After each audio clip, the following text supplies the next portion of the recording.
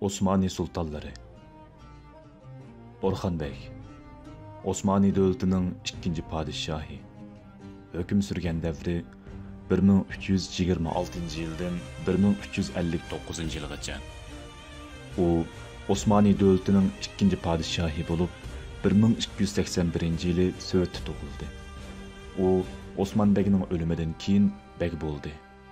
1324 yılı onun hükümranlığı devlet erbapları ve ahilet teşkilatı tarafından tasdiqlandı. O, beylikni qısqa müddetde devlet haleti keltirdi. Orhan Bey, çoğ dadısı ahilet teşkilatının şeyhi Adabali'nin köngül bölüşü bilen terbiyelendi. Balağatga yetkende bir qo'shinni boshqaralaydigan harbiy iqtidorga ega edi. Harbiy ustozlari bo'lsa, dadisining jangdagi yaqin sabdoshlari edi. Ular Aqchi Xo'ja, Qonur Alip, Satuq Alip, Ayqut Alip, Abdurahmon G'azi qatorliqlar edi. Dadisiga o'xshash Vizantiyaga qarab kengayish siyosatini ko'ngliga bukdi. Orhan Bey Osman Bey zamonida muhosirga ilingan Bursani 1326 yılı fetih qildi. Orhan Bey Vizantiyaning İstanbul'dan keyingi eng muhim shahri İznikni muhosiraga oldi.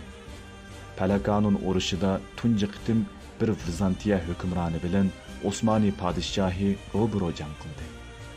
1331 yılı İznik Osmani chegarasiga kirdi. İznikdan keyin 1337 yılı tijorat markazi bo'lgan İzmitni fetih qildi. 1352 yılı Bolu ve Anqara elindi.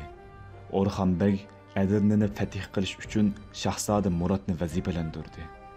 1361 yılı Edirne Vizantiyaliklardan elindi. Orhan Bey 1362 yılı vafot topdi. Qabrisi Bursa Kumush Gumbaz degan o'rinda, dadisining qishida. Davlat ishlarini maslahatlashib qaror qildigan divan uning zamonida qurildi. Tunji sistemalik Osmaniylar qo'shinini u qurgan edi. اذكر الصديق فخرا وابن عفان البئر سلان والفاتح عثمان وابنتا شفين والغازي سليمان اسأل الرومان عنهم والمجوس